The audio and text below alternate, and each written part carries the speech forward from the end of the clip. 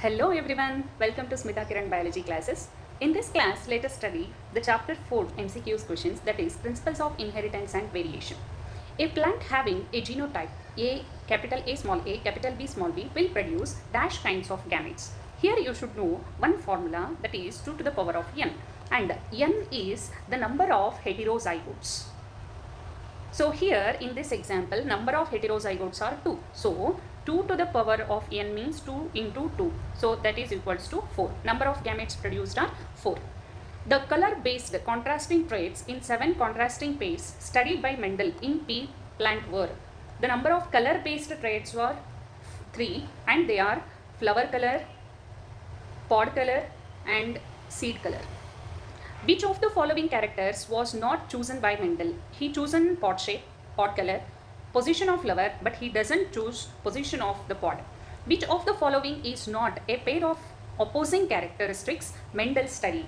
Mendel studies the position of flower, that is axial and terminal, full and constricted, that is shape of the pod, green and yellow pod, that is color of the pod, pink and white flower. He does consider color, flower color, but the flower colors were the violet and white. So he doesn't consider pink color. So that is why this is not the character considered by Mendel. A cross between two tall plants resulted in tall and dwarf plants. What would be the genotypes of both the parents? You should know. Let us sort out the problems. If both the both the genes are capital, that is dominant, and it is crossed with heterozygote, then all will result in tall plant. Here capital T small t, it will result in a tall and dwarf individuals. So this will be the answer. And here in this case, option C, all are tall. In option D, all are dwarf. In a monohybrid cross between two heterozygous individuals, percentage of pure homozygous individuals obtained in F1 generation. So you should know capital T small t crossed with capital T small t. Then the resultant will be capital T small t, and capital T small t and small t small t. Here number of homozygous, they are not talking about dominant or recessive, they are just telling about homozygous. So homozygous, among 4 individuals, homozygous are 2. So 50% of them are found to be homozygous individuals. What is the probability of production of dwarf offsprings in a cross between two heterozygous tall pea plants? As we study here, dwarf are 25% and tall are 75%. So answer is 25%. In the F2 generation of Mendelian dihybrid cross, the number of phenotypes and genotypes are. The number of phenotypes are 4, and those phenotypes, so let us consider options A, C and D. And those 4 phenotypes considered are, let us write them: round yellow, round green, wrinkled yellow and wrinkled green.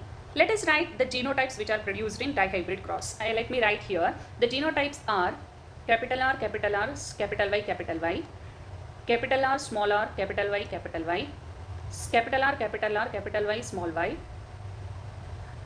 small r, capital Y, capital Y, capital R, small r, capital Y, small y, small r, capital Y, small y, capital R, small y, small y, capital R, small y, and lastly small r, small y, small y. So total how many genotypes are produced? 9 genotypes. So we could consider our option D.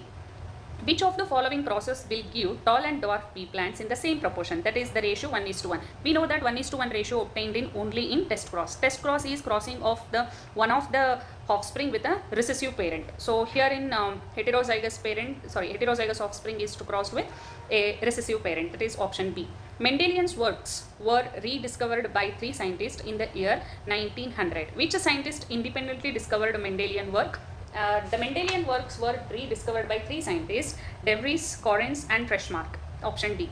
Antirrhinum or snapdragon phenotypic ratio in F2 generation for inheritance of flower color would be. Both genotypic and phenotypic ratios are 1:2:1.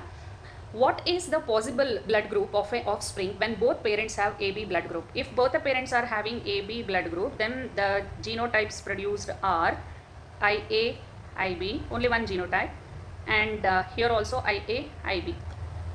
And here upon crossing IA, IA, and here IA, IB, IB, IA and IA, IB. So possible blood groups are A, AB and B.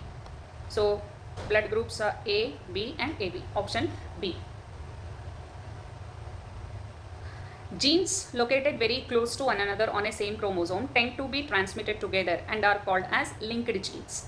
Chromosome map or genetic map were first prepared by maps were first prepared by Sturtevant.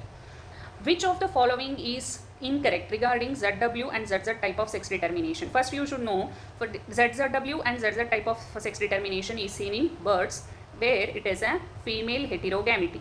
Female heterogamity means in male and female the number of chromosomes will remain the same, but female will produce us two types of egg or ova. That is called female heterogamity. It occurs in bird, that is correct. Female are homogametic and males are heterogametic. This is wrong. So they are asking about incorrect regarding. So this is incorrect. Let us just analyze other options. Females are heterogametic, correct. Males are homogametic, correct. Total number of chromosomes is same in both male and female. That is also correct. So option B is the answer. A couple has 3 daughters. What is the possibility of them having a son next time? How much ever be the daughters or son they have, for next pregnancy, the possibility of having a child will be 50% because male have XX chromosome, female have XY chromosome. So there is a 50% chance of fertilizing this egg with the sperm having Y chromosome and 50% chance by fertilizing it with the X chromosome. If Y chromosome fertilizes, then it will be male. If X chromosome fertilizes, then it will be female. So that is 50% chance. Number of autosomes present in a normal female cell is 22 pairs and another pair is allosome.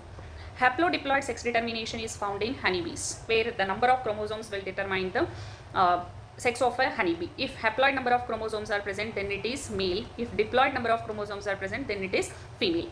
In X0 type of sex determination, X0 type of sex determination is seen in grasshopper and some statements are given regarding that. You have to determine which one is appropriate for. Female produce 2 types of gametes, male produce different types of gametes, females produce gametes with Y chromosome, male produce gametes with Y chromosome. So here Y chromosome will not come into existence because in grasshopper if X chromosome is present, then it is called 2 X chromosomes are present, then it is called female. If only 1 X chromosome is present and another is absent, then it is called male. So appropriate answer is male produce 2 different types of gametes, option B.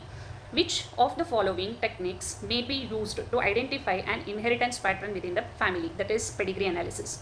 What is possible for women to be a colorblind? If women to be a colorblind, the father should be a colorblind and the mother should be a carrier for colorblind gene. So option is father is colorblind and mother is a carrier. A man marries a woman and both do not show any apparent traits for inherited disease, which means what? The disease is recessive. That is clear.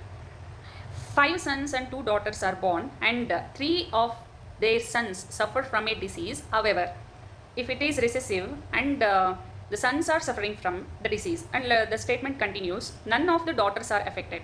So here from this data we could conclude that the disease is X-linked or sex-linked because in recessive condition it is not expressing, means one is a carrier and one chromosome contain a gene and another do not contain in female. That's why females are acting as carrier, but in male there is only 1 X chromosome, so it is expressing the character. So the given disease is considered as X-linked recessive trait.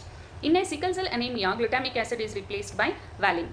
How many possible sickle cell genotypes are there in a population? In a population, generally there are 2 sickle cell genotypes and they are as such HBS and HBS. Only this condition will express the disease and another is heterozygotic condition HBA and HBS and this would always be a carrier and these 2 are the possible genotypes.